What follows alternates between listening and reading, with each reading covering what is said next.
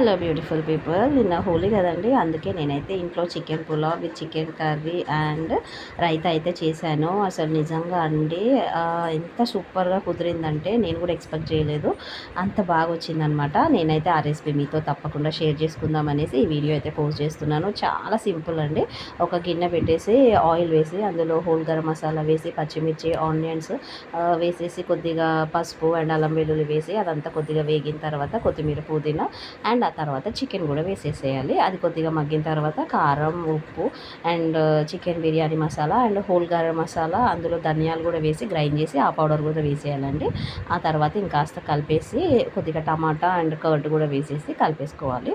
కొద్దిగా వాటర్ అంతా ఇంకిపోయి ఎసరు అనేది ఆయిల్ అనేది పైకి వచ్చినప్పుడు ఇదిగోండి ఇది మామూలు రైస్తో కూడా చేసుకోవచ్చు, లేదు అంటే బిర్యానీ రైస్తో కూడా చేసుకోవచ్చు.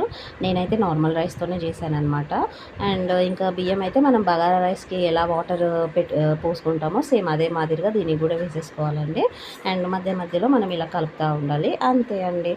ఎంతో టేస్టీ అయిన చికెన్ పులావ్ రెడీ అండి. మీరైతే తప్పకుండా ట్రై చేయండి. అలాగే ఎలా వచ్చిందో అవుట్పుట్ నాకు ఖచ్చితంగా కమెంట్ చేయండి. అండ్ అలాగే మీరు హోలీ రోజున ఏం స్పెషల్ చేసుకున్నారో తప్పకుండా కమెంట్ చేయండి.